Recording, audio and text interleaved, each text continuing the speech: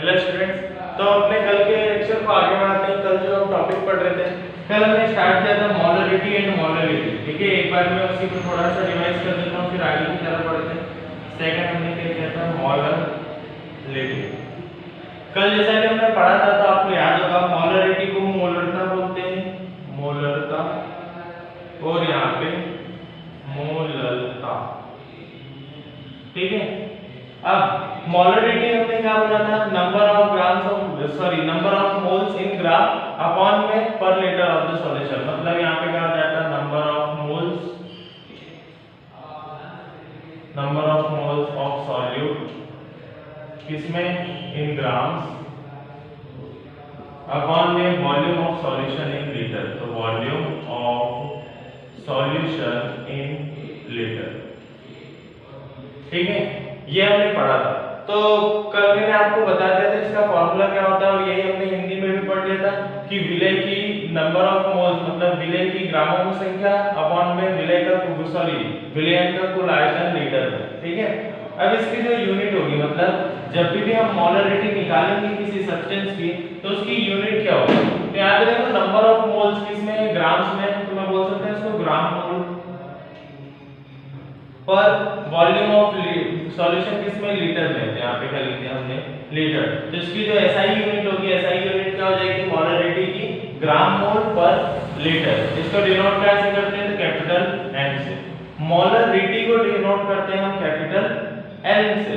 तो यहाँ पे इसका जो यूनिट हो जाएगा, एसआई यूनिट, जिसमें हम इसको मेजर करने वाले हैं, इसका जो मापन हो जाएगा, मात्रक हो जाएगा, वो क्या हो जाएगा, ग्राम मोल पर लीटर। ठीक है, यहाँ पे लिख लेना ग्राम मोल पर लीटर। ठीक है, ये हो जाएगा इसका एसआई मात्रक। अब इसके बाद सेकंड हमने जो पढ़ा था कल, मोलरिटी। तो इसमें मोलरिटी और मोलरिटी में अंतर क्या था, इसमें सिर्फ था number of moles of solute in grams upon में वॉल्यूम ऑफ सॉल्वेंट, या फिर मैं बोल सकता हूं mass of solvent, mass of solvent in KG. In KG या फिर हम क्या बोल सकते हैं, 1000 ग्राम। इन दोनों में से जो भी हमें लिखना है हम लिख सकते हैं। तो इसकी अगर एसआई यूनिट निकालेंगे, एसआई मात्रा किसका निकालेंगे, तो वो क्या होगा, ग्राम मोल्स। तो यहाँ पे मैं लिख देता हूं ग्राम मोल्स पर केजी, केजी ऑफ सॉल्वेंट। ठीक है, या फिर केजी भी लिखोगे तो चलेगा। मैं यहाँ पे लिख देता हूँ हिंदी में ग्राम मोल पर केजी, केजी लिखेंगे हिंदी में भी। ठीक है, तो ये क्या हो जाएगा, इसका एसआई यूनिट हो जाएगा। इसको डिनोट किससे करते हैं हम, स्मॉल एम से। इतना समझ में आ गया होगा। अब इसके आगे के जो पॉइंट्स हैं, कुछ आगे की मेथड्स हैं जिनसे कंसंट्रेशन को डिफाइन किया जा सकता है, सांद्रता को व्यक्त किया जा सकता है। तो अगली जो मेथड है वो है नॉर्मलिटी। नॉर्मलिटी, इसे हम हिंदी में बोलते हैं नॉर्मलता। यहाँ पे लिख देता हूँ नॉर्मलता। ठीक है, नॉर्मलिटी क्या होता है, तो जो हम अभी तक कंसेप्ट मतलब जो एक लाइन थी वो फॉलो करते हुए आ रहे थे, यहाँ पे भी वही हम करेंगे। ठीक है, नंबर ऑफ, अब यहाँ पे क्या होगा, पहले था number of moles in litre. ठीक है, 1 लीटर ऑफ सॉल्यूशन में अगर हम नंबर ऑफ मोल्स देख रहे थे तो उसको हम बोलते हैं मोलरिटी। 1 केजी ऑफ सॉल्यूशन या फिर 1000 ग्राम ऑफ सॉल्यूशन में हम नंबर ऑफ मोल्स देख रहे थे तो उसको हमने बोला मोलरिटी, मोललता। अब नॉर्मलिटी क्या होगी, तो number of gram equivalent of solute present in 1 liter of solution। आया समझ में? मैं दोनों की डेफिनेशन लिख देता हूँ, फिर आपको समझाता हूँ अच्छे से। फोर्थ क्या है, फॉर्मेलिटी। ये दोनों एक दूसरे से बहुत रिलेट करती हैं टर्म्स। अब यहाँ पे क्या आ जाएगा, number of gram formula mass of solute present in 1 litre of solution, 1 litre of solution, इसको हम क्या बोलेंगे यहाँ पे फॉर्मुलेटी, फॉर्मूलता, फॉर्मूलता।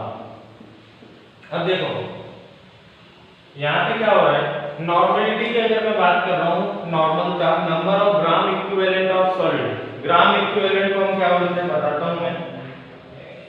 मोललता, सॉरी, नॉर्मलता की जो डेफिनेशन होती है हिंदी में वो होगी विलयन के 1 लीटर में घुले हुए विलेय पदार्थों के ग्राम तुल्यांकों की संख्या नॉर्मलता कहलाती है। ठीक है, यहाँ पे जो ग्राम इक्विवेलेंट लिखा हुआ है इसका मतलब है ग्राम तुल्यांक, तुल्यांक। ठीक है, अब number of gram equivalent of solute present in 1 litre of solution, विलयन में नंबर कितने मतलब ग्राम तुल्यांक विलेय के हैं जिसको हम क्या बोलते हैं नॉर्मलिटी। अब हमने ये ग्राम इक्विवेलेंट तो कभी पढ़ा ही नहीं है, ग्राम इक्विवेलेंट होता क्या है, तो सिंपली एक ये थ्योरेटाइज्ड टर्म है, मैं आपको समझाता हूँ कि इसका मतलब क्या होता है। ग्राम इक्विवेलेंट का मतलब क्या है कि आप कितना सॉल्यूट मिला रहे हो जिससे वो एक पर्टिकुलर अमाउंट ऑफ सॉल्वेंट को क्या कर दे, डिसोसिएट कर दे या फिर डिस्प्लेस कर दे। ठीक है, जैसे कि यहाँ पे वाटर है, ठीक है, अगर मैं यहाँ पे 1 ग्राम NaCl मिलाता हूँ जिससे कि 8 ग्राम ऑफ वाटर क्या हो जाएगा, रिप्लेस हो जाएगा। मतलब 1 ग्राम NaCl मिलाने से 8 ग्राम ऑफ वाटर को रिप्लेस कर देगा और वहां पे क्या चला जाएगा, NaCl चला जाएगा। इसको हम बोलते हैं इसका ग्राम इक्विवेलेंट। एक ऐसा पर्टिकुलर मास किसी भी सॉल्यूट का जिससे कि सॉल्वेंट का एक पर्टिकुलर मास क्या हो जाए, डिस्प्लेस हो जाए, उसको हम बोलते हैं ग्राम इक्विवेलेंट। आया समझ में? अब ये क्या है ग्राम इक्विवेलेंट, ये एक थ्योरी टर्म है, सिर्फ आपको क्या करना है, ग्राम इक्विवेलेंट न्यूमेरिकली में पहले से दिया रहेगा, हमें सिर्फ और सिर्फ क्या करना है, उसकी वैल्यूज रखना है। नंबर ऑफ ग्राम इक्विवेलेंट, ग्राम तुल्यांक of solute present in 1 litre of solution. अगर हम हिंदी में डेफिनेशन बोले तो यही विलयन के 1 लीटर में घुले हुए विलेय पदार्थ के ग्राम तुल्यांकों की संख्या नॉर्मलता कहलाती है। ठीक है, अब इसका फार्मूला क्या होगा, अगर हम फार्मूला देखें तो यही फार्मूला है। ठीक है, number of gram equivalent of solute upon में, इसको मैं लिख देता हूं volume of solution, volume of solution in litre. आया समझ में? ग्राम तुल्यांक, ग्राम इक्विवेलेंट का मतलब मैं वापस से समझा देता हूं, एक बार अच्छे से समझ लेना कि ग्राम इक्विवेलेंट क्या है। सॉल्यूट का ग्राम इक्विवेलेंट हम निकालना है, इसका मतलब इतना सॉल्यूट, इतने ग्राम ऑफ सॉल्यूट जिसको मिलाने से जो भी सॉल्वेंट है वहां पे उसके किसी न किसी एक पर्टिकुलर अमाउंट को क्या कर दे, डिस्प्लेस कर दे। जैसे कि अगर मैं हाइड्रोजन इसमें H2O मिलाता हूं तो वो 8 ग्राम हाइड्रोजन का डिस्प्लेस कर देगा और 1 ग्राम ऑक्सीजन का डिस्प्लेस कर देगा। डिस्प्लेस मतलब उसकी जगह ले लेगा। ठीक है, इसको हम क्या बोलते हैं, ग्राम इक्विवेलेंट। एक पर्टिकुलर, ये जरूरी नहीं है कि 8 ग्राम या 1 ग्राम ही होगा, एक पर्टिकुलर अमाउंट को क्या कर देता है, वो डिस्प्लेस कर देता है, उसकी जगह ले लेता है, इसलिए इसको क्या बोला जाता है, ग्राम इक्विवेलेंट मास। तो यहाँ पे number of gram equivalent mass of solute और अपॉन में volume of solution in litre. इसको मैं अगर हिंदी में लिखूंगा तो विलेय के ग्राम तुल्यांकों की संख्या, विलेय के ग्राम तुल्यांकों की संख्या, तुल्यांकों की संख्या अपॉन में विलयन का लीटर में आयतन, विलयन का लीटर में आयतन। ठीक है, अब ये क्या हो गया, इसका फॉर्मूला हो गया। नॉर्मलिटी को हम डिनोट किससे करते हैं, n से।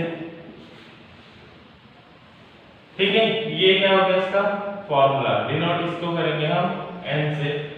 अब आगे मैं बताता हूं इसकी SI यूनिट क्या होगी। ठीक है, इसको हम मेजर किस में करेंगे, इसका SI मात्रक क्या होगा। तो अगर हम देखें तो यहाँ पे क्या है, ग्राम इक्विवेलेंट है, तो यहाँ पे क्या हो जाएगा, ग्राम इक्विवेलेंट, इक्विवेलेंट पर लीटर। आया समझ में? किसी को हिंदी में लिखेंगे तो ग्राम तुल्यांक, तुल्यांक प्रति लीटर। ठीक है, तो ये क्या आ जाएगा, इसका SI यूनिट हो जाएगा, इसमें हम इसको मेजर करेंगे। कभी भी अगर हम नॉर्मलता निकालेंगे, नॉर्मलिटी निकालेंगे किसी कंपाउंड की, किसी सॉल्यूशन की, तो उसका जो यूनिट होगा वो क्या होगा, ग्राम इक्विवेलेंट पर लीटर। ये हो गया हमारा नॉर्मलिटी यहाँ पे कुछ टर्म्स और बची हुई हैं वो पढ़ लेते हैं। जैसे कि फॉर्मेलिटी मैंने लिखा हुआ है। हाँ, अब फॉर्मेलिटी की डेफिनेशन अगर हम देखें तो फॉर्मेलिटी की डेफिनेशन अगर नॉर्मलिटी से कंपेयर करते हैं तो कुछ ज्यादा दोनों में अंतर नहीं। ठीक है, फॉर्मलता को अगर हम हिंदी में डिफाइन करें तो कोड करना है इसको, 1 लीटर विलेय में उपस्थित विलेय के ग्राम सूत्र भारों की संख्या उसकी फॉर्मलता कहलाती है। वापस से मैं बोलता हूँ, 1 लीटर विलेय में उपस्थित विलेय के ग्राम सूत्र भारों की संख्या उसकी फॉर्मलता कहलाती है। इसका मतलब क्या हुआ, ग्राम फॉर्मूला मास को हम क्या लिखेंगे, ग्राम सूत्र भार। ठीक है, ग्राम सूत्र भार की संख्या उसकी क्या कहलाती है, फॉर्मलता कहलाती है। अब यहाँ पे ग्राम सूत्र भार क्या है, तो आपको पता होगा कि हर एलिमेंट का, हर कंपाउंड का अपना एक एटॉमिक मास होता है। ठीक है, अगर हम बात करें किसी भी कंपाउंड की तो सबका एक एटॉमिक मास पर्टिकुलर पहले से बनाया गया है। जैसे कि एलिमेंट का एटॉमिक नंबर होता है, जैसे हाइड्रोजन का एटॉमिक नंबर क्या है, 1 है। ठीक है, हाइड्रोजन, उसका केमिकल फार्मूला है, हाइड्रोजन यहाँ पे लिखेंगे, केमिकल फार्मूला है। जैसे एक एटॉमिक मास होता है वो भी क्या है, 1 है हाइड्रोजन का। ठीक है, तो अब इस टाइप से अगर मैं किसी एलिमेंट के एटॉमिक मास के बराबर, ठीक है, एटॉमिक मास को हम परमाणु द्रव्यमान बोलते हैं। ठीक है, एटॉमिक मास के बराबर अगर हम उसका वजन ले रहे हैं और किसी सॉल्यूशन में मिलाते हैं तो उसको हम बोलते हैं ग्राम फॉर्मूला मास। मतलब यहाँ पे फॉर्मूला का मतलब क्या है, एटॉमिक मास में जो उसका फॉर्मूला है। जैसे कि हाइड्रोजन का एटॉमिक मास क्या होता है, 1। ठीक है, हाइड्रोजन का अगर एटॉमिक मास 1 होता है और मैं एज अ सॉल्यूट मतलब विलेय के रूप में किसको ले रहा हूँ, हाइड्रोजन को ले रहा हूँ, एक उसका एटॉमिक मास है और मैं 1 ग्राम ही उसको मिला रहा हूँ, तो इसको मैं क्या लूंगा, ग्राम फॉर्मूला मास। आया समझ में, मतलब जो भी आप सॉल्यूट उसमें मिलाने जा रहे हो उसका जितना एटॉमिक मास है उतना ही आप उसका मास ले रहे हो। ठीक है, जितना भी ग्राम आप ले रहे हो उतना ही क्या उसका एटॉमिक मास है। अगर ऐसा किसी सॉल्यूशन में आप मिला देते हो, किसी विलेय में आप मिला देते हो तो उसको हम बोलेंगे ग्राम सूत्र भार या फिर ग्राम फॉर्मूला मास। मान लो कि Na2CO3 नाम का एक कंपोनेंट है, सोडियम कार्बोनेट, इसका एटॉमिक मास जो होता है वो होता है 50 मान लो। ठीक है, हम क्या कर रहे हैं अभी केवल कंसीडर कर रहे हैं कि इसका एटॉमिक मास क्या होता है, 50। अब मुझे एक सॉल्यूशन है वाटर का, उसमें क्या करना है, Na2CO3 डालना है। तो अब फॉर्मेलिटी निकालने के लिए मुझे क्या करना पड़ेगा, ये जो 50 है ना, 50 इसका एटॉमिक मास है, इसी को मैं 50 ग्राम ऑफ Na2CO3 डालूंगा, तो इसको मैं क्या लूंगा, ग्राम फॉर्मूला मास ऑफ Na2CO3। अब आया क्लियर, जितना उसका एटॉमिक मास है उतना ही उसका वजन डालना, उतना ही उसका भार मिलाना, इसको हम क्या बोलते हैं, ग्राम फॉर्मूला मास। अब यहाँ पे क्या हो जाएगा इसका फॉर्मूला, तो number of gram formula mass of solute upon में volume of solution in litre.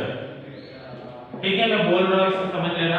Formality को हम डिनोट करते हैं कैपिटल F से फॉर्मेलिटी को डिनोट किया जाता है। तो number of gram formula mass of solute upon में volume of solution in litre, ये क्या हो गया, इसका फॉर्मूला हो गया। अगर हम हिंदी में इसको इसी को लिखते हैं तो विलेय के ग्राम सूत्र भारों की संख्या, सूत्र भारों की संख्या बटे विलयन का कुल आयतन, विलयन का लीटर में आयतन, लीटर में आयतन, ये क्या हो जाएगा हमारा, नॉर्मलिटी। आया समझ में, इसको भी हम रिप्रेजेंट किससे करते हैं, नॉर्मलता, इसको रिप्रेजेंट किससे करते हैं हम, तो सॉरी ये हो जाएगा हमारा फॉर्मेलिटी और इसको रिप्रेजेंट करते हैं हम F से। ठीक है, फॉर्मलता जिसे हम हिंदी में बोलते हैं, ये उसका क्या हो जाएगा यहाँ पे फॉर्मूला। अब SI यूनिट इसकी क्या होगी, SI मात्रक इसका क्या होगा, तो हम देखते हैं ग्राम फॉर्मूला कहां से, तो मैं यहाँ पे लिख देता हूँ ग्राम फॉर्मूला मास पर लीटर, ये क्या हो जाएगी, इसकी यूनिट हो जाएगी। अगर हम हिंदी में लिखें तो ग्राम सूत्र भार प्रति लीटर, ठीक है, ये हो जाएगी इसकी एसआई यूनिट। अब हमने क्या क्या पढ़ लिया, हमने परसेंटेज पढ़ लिया, percentage by mass, percentage by volume पढ़ लिया। उसके बाद जो मेन डेफिनेशंस पढ़ी है उनमें से मोलरिटी पढ़ लिया है, मोलरिटी पढ़ लिया है, नॉर्मलिटी पढ़ लिया है, फॉर्मलिटी पढ़ लिया है। ये 4 डेफिनेशंस मेन हमने पढ़ ली है। 2 डेफिनेशंस और बची हुई है, एक है मोल फ्रैक्शन, ठीक है, जिसे हम बोलेंगे द्रव्यमान प्रभाज। अब हम मोल फ्रैक्शन एक बार पढ़ लेते हैं। मोल फ्रैक्शन सबसे ज्यादा इजी है, अगर एक बार में समझ में आ जाता है आपको तो।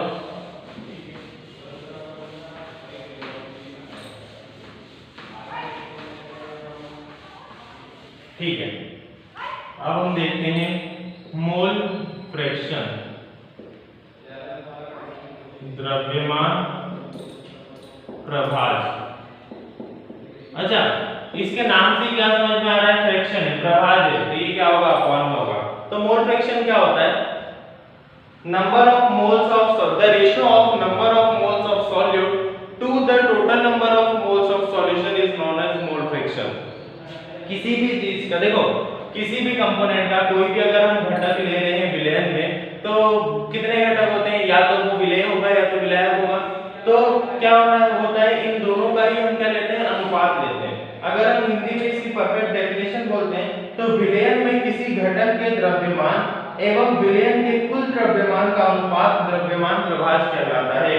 तो किसी घटक का द्रव्यमान, तो मान लेता हूं मैं कि किसी घटक, तो मैं मान लेता हूं विलेय है, वो विलेय है, तो मैं क्या मान लेता हूं यहाँ पे द्रव्यमान ले रहे हैं हम, तो WB, ठीक है, विलेय का। और किसका है, मतलब अगर मैं बात कर रहा हूं विलयन का कुल द्रव्यमान, तो विलयन का कुल द्रव्यमान क्या होगा, दोनों घटकों का जोड़, तो मैं यहाँ पे लिख देता हूं WA प्लस WB, ठीक है। इसी को हम क्या बोलते हैं यहाँ पे, मोल फ्रैक्शन। आया समझ में, number of moles of solute, the ratio of number of moles of solute to the total number of moles of solution is known as mole fraction.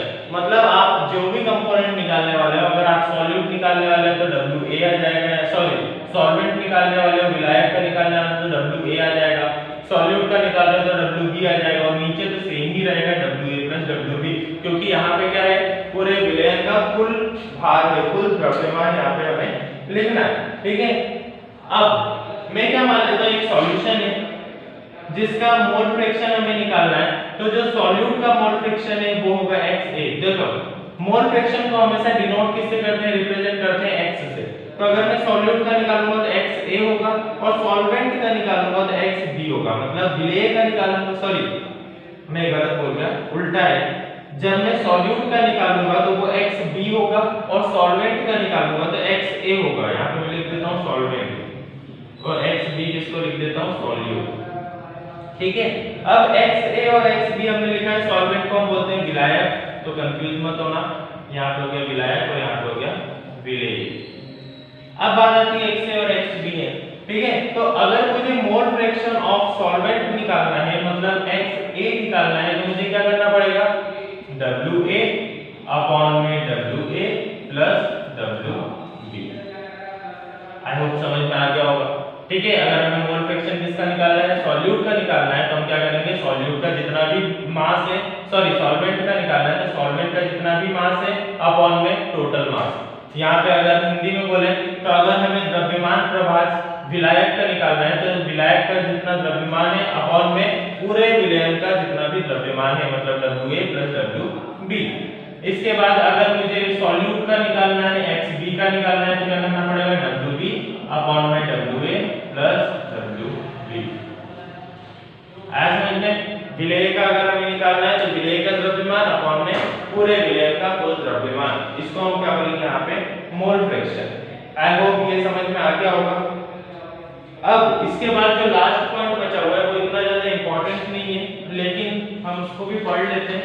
तो यहाँ पे सारी डेफिनेशंस वाला जो पार्ट है वो खत्म हो जाएगा।